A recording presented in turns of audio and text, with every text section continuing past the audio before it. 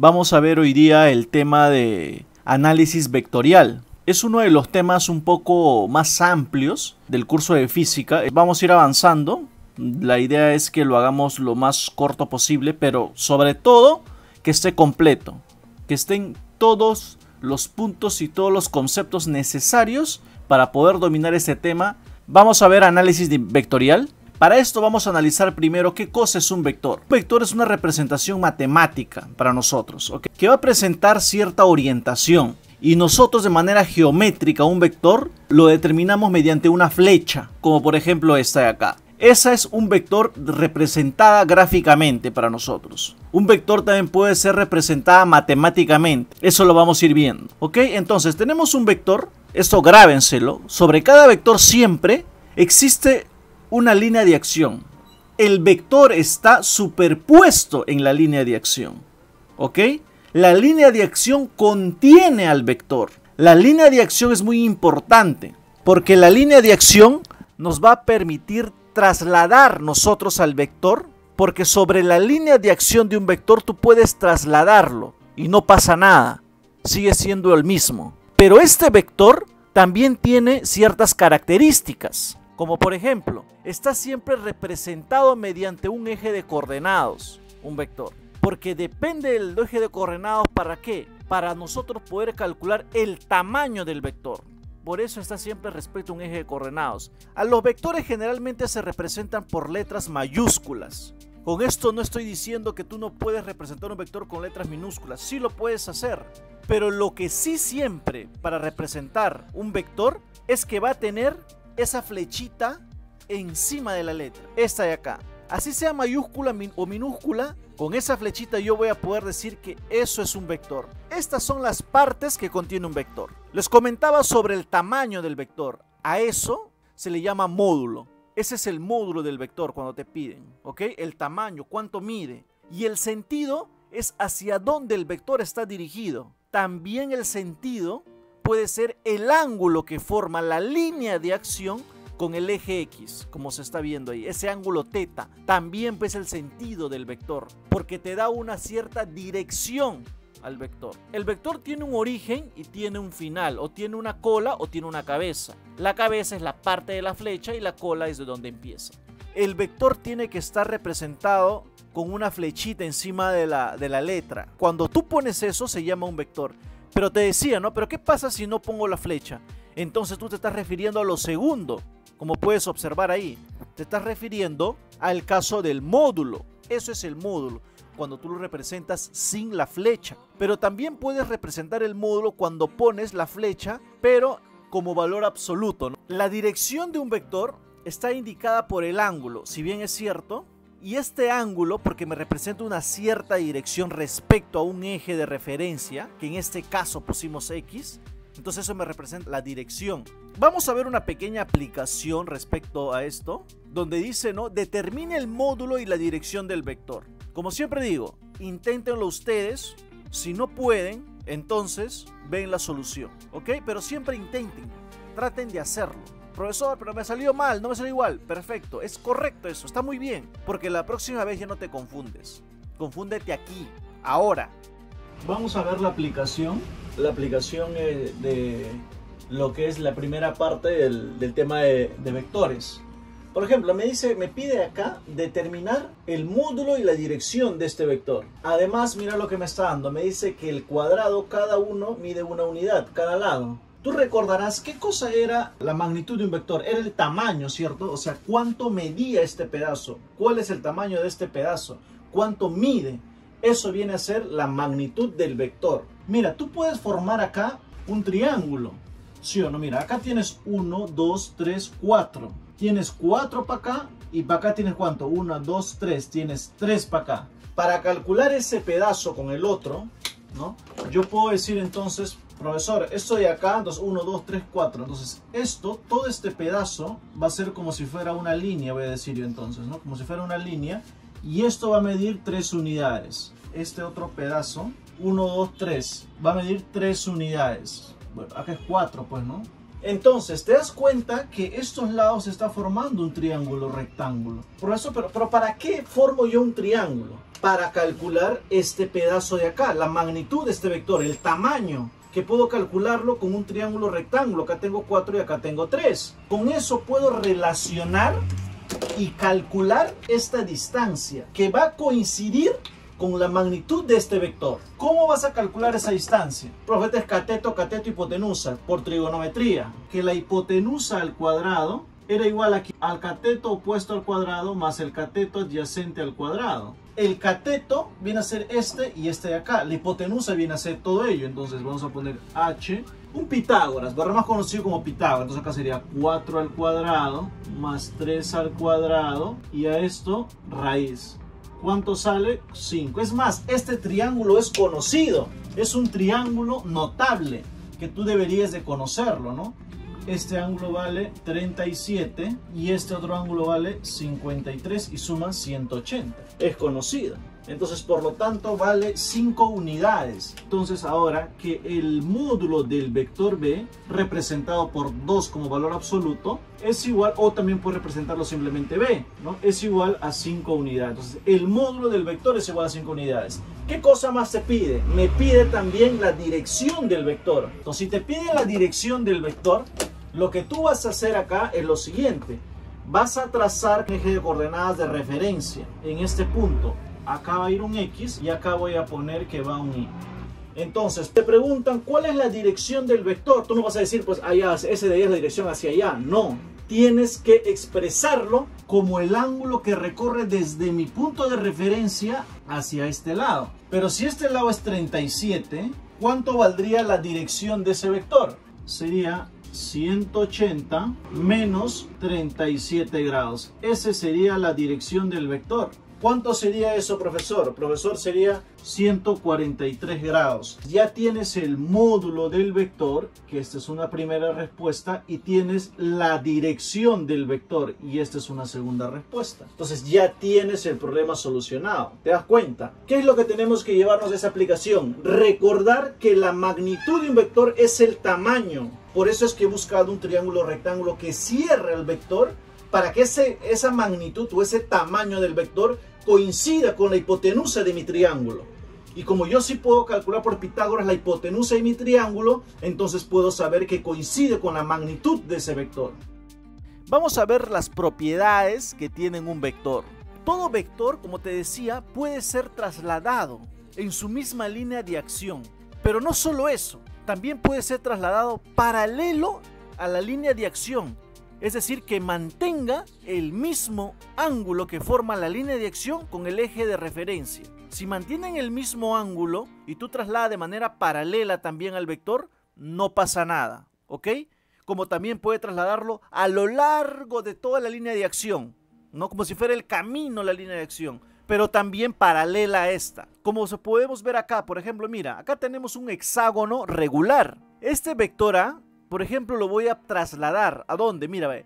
Esa línea de acción con la otra donde está el vector A son paralelos. Tú puedes trasladarlo a ese lado. Al pasarlo a ese lado, entonces obviamente el vector que estaba en este lado ya no está. Se pasó acá. Mucho cuidado con eso, porque a veces es también parte de la confusión cuando se resuelve el ejercicio. Cuando a veces trasladas un vector, sigues dejando el mismo vector ahí. No, pues tienes que, si lo trasladas, lo llevas del todo. ¿Ok?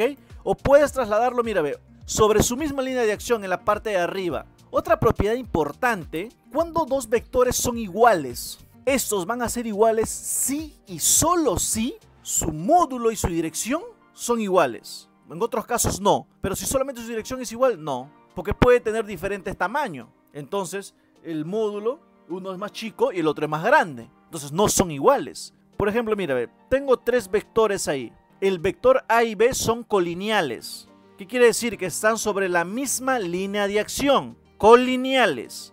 El vector C es paralelo al vector A y B. Si son paralelos, ¿qué se cumplía? Profesor, que tenían la misma dirección. Perfecto, ya se cumplió una condición entonces. ¿Cuál sería la otra condición? Que tienen que tener el mismo módulo. Y ahí lo puse L. Entonces, el vector A, el vector B y el vector C, miden L cada uno. Entonces, bajo esas premisas, yo puedo decir que los vectores son iguales cuando los módulos son iguales y tienen el sentido igual. Tercera propiedad, ya lo habíamos dicho, o ya te había un poquito spoileado, ¿no? Vamos a considerar a vectores colineales cuando se encuentran sobre una misma línea de acción. Y no solo eso, sino que va a existir un número real que al multiplicar a uno de ellos nos va a dar otro vector. ¿Cómo así? Veamos. Entonces, supongamos A y B van a ser colineales si se cumple esta condición. Mira, que el vector A es igual al vector B siendo n que pertenece a cualquier número real, es una constante. Estos dos vectores van a ser colineales porque se encuentran en la misma línea de acción, pero ¿qué es lo que va a cambiar? Puede cambiar el módulo, pero van a ser colineales, van a estar sobre una misma línea de acción. ¿Qué sucede si aquí el n es mayor que 0? Mejor dicho, si el n es un número positivo, va a ocurrir que tú vas a tener dos vectores que sean paralelos. Y como son paralelos, vas a poder trasladar ese vector a una sola línea de acción, ¿ok?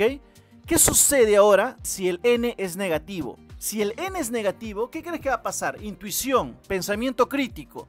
¿Qué crees que va a ocurrir? Vas a tener la línea de acción, pero los vectores van a ser ¿qué cosa? Antiparalelos o opuestos en dirección. Van a tener dirección opuesta, porque el n va a ser negativo ahora. Pero hay otro caso. ¿Qué pasa si n es igual a 1? Si n es igual a 1, se cumple la condición de la propiedad 2, que van a ser colineales porque tienen la misma dirección, y como es 1, se cumple la segunda, que son de igual módulo. Entonces son iguales. Algunos dirán, ¿pero esto en qué me sirve para resolver ejercicios? Mucho, porque tú en un ejercicio vas a trasladar vectores a un lado, pero no vas a trasladar por trasladar. Van a tener que ser paralelos para trasladar o va a encontrarse sobre una misma línea de acción. Solo en esos casos vas a poder trasladar. Te va a ayudar a ver mejor la figura y a poder resolver más rápido el problema. Sigamos entonces viendo. Tenemos una cuarta propiedad. Un vector es el negativo de otro cuando van a tener el mismo módulo pero dirección opuesta. Por ejemplo, tienes el vector m y tienes el vector n. ¿Son paralelos, profesor? Correcto. ¿Pueden ser colineales? Claro que sí. Puedo trasladarlo a su misma línea de acción. Entonces, ¿qué se va a cumplir para que un vector sea el negativo del otro? Escucha bien. Ese es un caso específico de esto, mírame. De eso de acá. Porque ¿qué es lo que va a pasar? Para que un vector sea el negativo del otro, este n va a ser -1. Porque cuando es -1, ocurre esto. ¿O no? Las direcciones son opuestas y los módulos van a ser iguales. ¿Cómo sumamos vectores? Vamos a aprender a sumar vectores. Tú sabes sumar ya números. Vamos a suponer nosotros que vamos a tener un conjunto de vectores, ¿ok? Supongamos que tenemos el vector A, B, C, D, hasta la Z vectores. Todo el abecedario son vectores. Entonces, a toda esa suma de vectores, a toda esa suma, se le va a llamar resultante, vector resultante o vector suma, si quieres llamarlo también. Para sumar todos esos vectores no se suman como sumamos números. Hay diferentes métodos para sumar vectores. Veamos cuáles son. El método o la regla del polígono. ¿En qué consiste este método? Consiste en que todos los vectores que nosotros tenemos vamos a tratar de formar un polígono.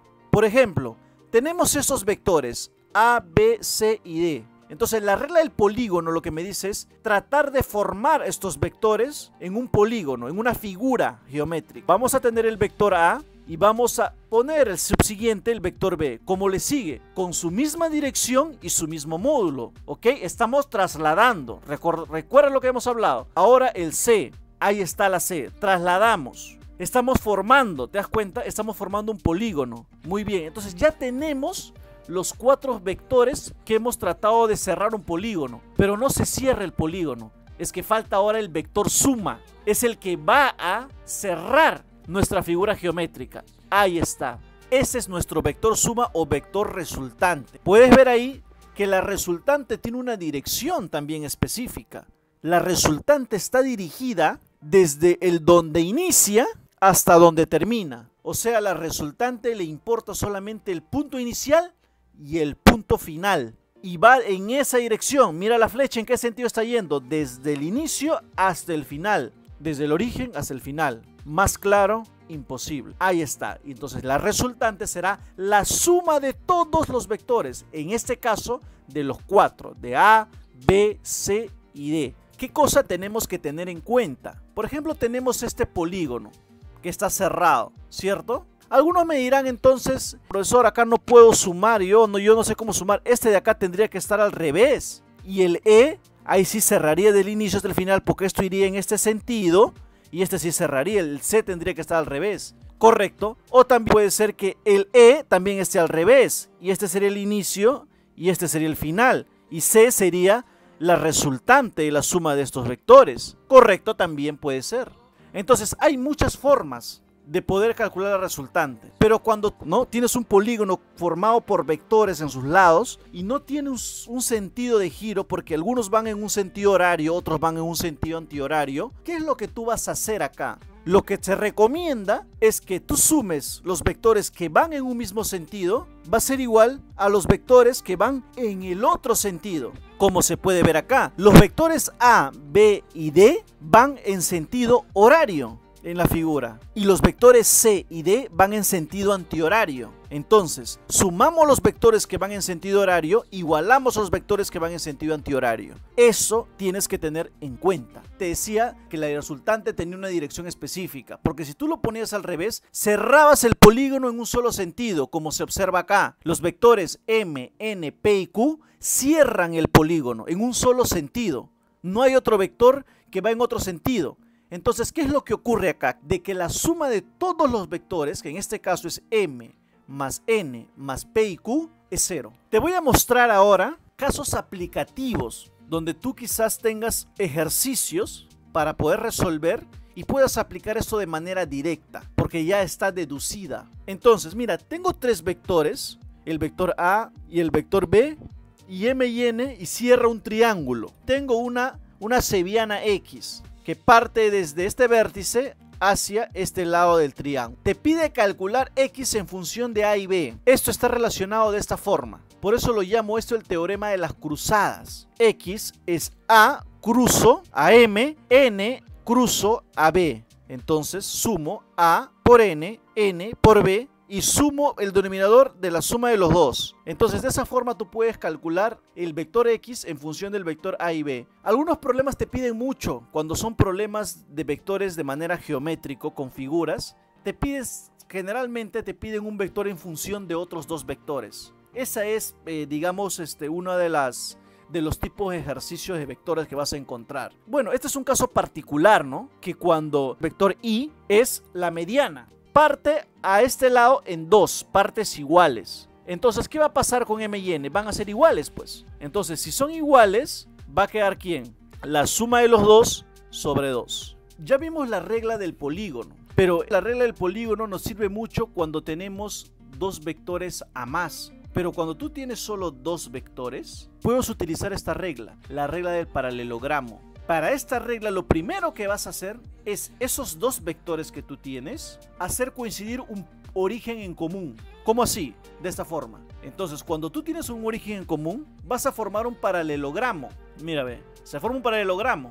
Por eso se llama la regla del paralelogramo. Y esos 2 vectores con un origen en común van a tener un cierto ángulo de formación. Para sumar tus 2 vectores, vas a hacer esto. Profesor, si yo pongo acá el A, mira, en un paralelogramo, ¿qué se cumple? Que los lados opuestos son paralelos. Este lado con este lado son paralelos y este lado con este lado son paralelos. ¿Qué pasa si tú este vector B lo pasas acá? Hay una continuación, ¿cierto? ¿Y cuál sería el vector resultante? Punto inicio a punto final. ¿Recuerdas? Entonces sería desde este punto hasta este punto, porque tú has pasado este vector acá. Entonces sería de acá a acá, así. Entonces ese vector que está en rojo, esa flecha que está en rojo, es el vector suma, la suma de los 2 vectores, gráficamente. Entonces, ¿cómo vamos a determinar nosotros cuánto mide ese vector grandote? El vector suma o el módulo de la suma se va a calcular como la raíz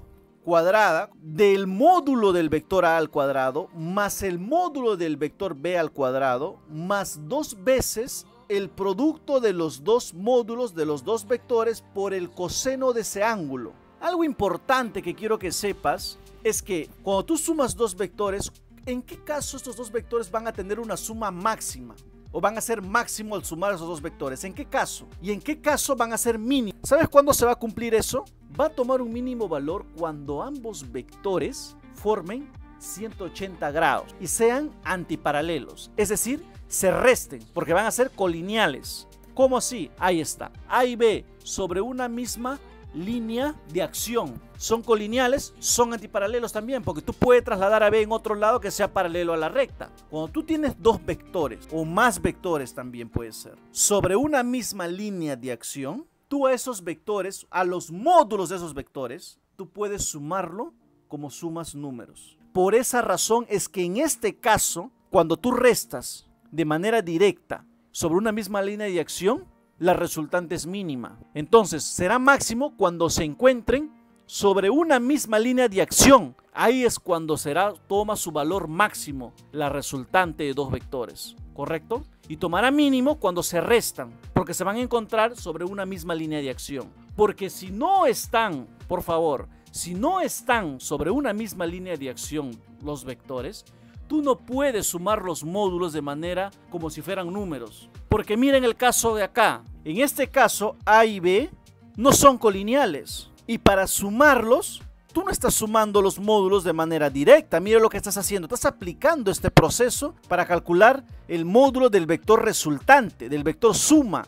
¿Ok? Porque los vectores A y B forman un ángulo y no son colineales, pero en estos casos, para calcular su mínimo o su máximo, cuando se va a dar, cuando ambos vectores son colineales, se suma de manera directa y ambos vectores son colineales pero antiparalelos para una resultante mínima. ¿Qué pasa en el caso de si yo quiero restar dos vectores? Ya sumamos ya. No existe resta de dos vectores. ¿Cómo que no existen? Mira, tienes dos vectores, ¿cierto? Profesor, sí, la ley del paralelogramo. Usted me dijo la ley del paralelogramo. Entonces lo que tú puedes hacer es lo siguiente. Vas a trazar acá una línea de acción acá y este de acá otra línea de acción acá. Se ha formado un paralelogramo como en el anterior caso. Si tú pasabas, te decía, este vector a este lado, tú podías decir que esta diagonal de este paralelogramo era el vector resultante. Pero yo te había dicho algo en las propiedades de los vectores. ¿Cómo conseguías el negativo de un vector? Profesor, el negativo de un vector era o cuando n tomaba menos 1. Entonces, si este toma menos 1, si le pongo menos acá, este vector va a cambiar de dirección y la flechita va a apuntar hacia abajo. Y si este vector apunta hacia abajo, ¿tiene esta dirección o no? Va en un solo sentido. Entonces, ¿cuál sería el vector L más L? Pero L ya va a ser menos L. Entonces sería este de acá, porque lo estás restando. ¿Te diste cuenta o no?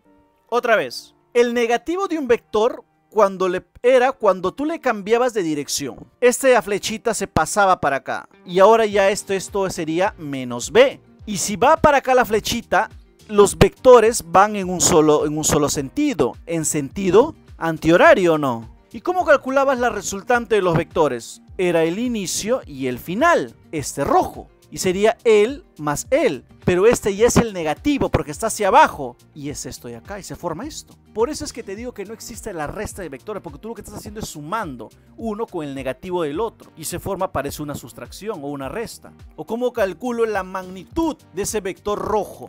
Lo que vas a hacer va a ser la misma ecuación de ley de cosenos. Pero va a cambiar, va a ser negativo. Profe, ¿por qué va a ser negativo? ¿Sabes por qué va a ser negativo?